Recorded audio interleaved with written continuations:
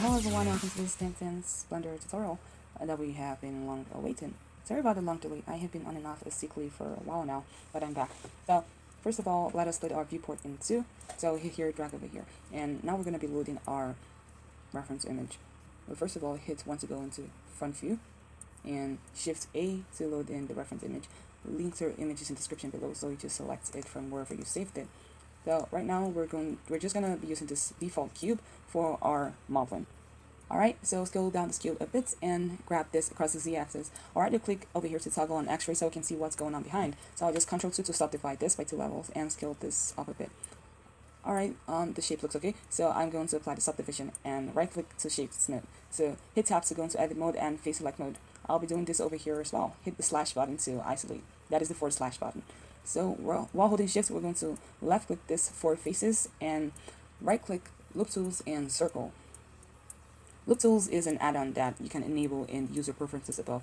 So you hit O to turn on proportional editing and scale that area down a bit. So keep extruding and scaling. Alright. Extrude and scale this out a bit. Alright. Extrude and scale this out a bit. Just keep adjusting by using your scroll wheel. So SZ0 to scale down, to flatten down the faces across the z-axis. So extrude, scale this again. Extrude. I'll just keep on extruding and trying to make this fit within the frame of the image. So extrude, scale down a bit. Extrude, scale up a bit. Extrude, scale up a bit. Alright, now this is the front orthographic view. So hit numpad 3 to go into right. So as you can see, this is the chest area, so it's really not meant to be all 360 degrees. The back should be at least a bit flat. So we'll go over here to edge select mode and add an edge loop over here. So I'm going to scale this across the y-axis. Alright, so we'll hit Alt and left click to select this bottom edge loop over here. Or you can just use C circle select while in warframe view and scale this out a bit. Alright, so what we're going to do here is create the connecting area for the hips. That is your pelvic area. So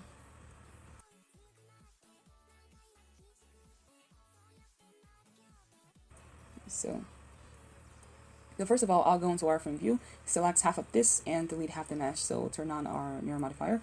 Oops, turn off proportional editing and select this midpoints and drag it across the x-axis to make sure they're all connected. So select this 2 vertices over here or this edge and extrude, scale this down a bit.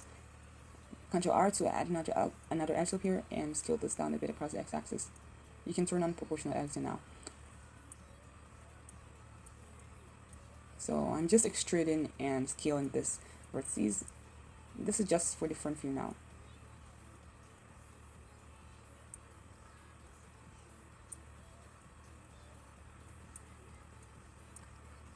Alright, so we'll check this out. Ooh, I just realized I should have deleted this inside faces here. So that's just what we're going to do now. My axis seems to be acting all weird.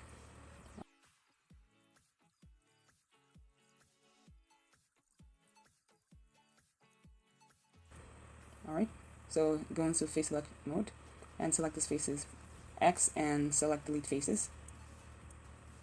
Delete faces. Okay, that looks good.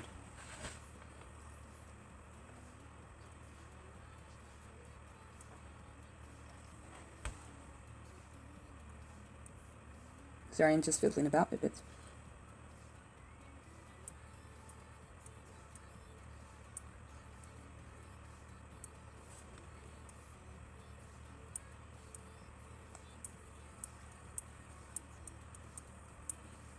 So just extrude this.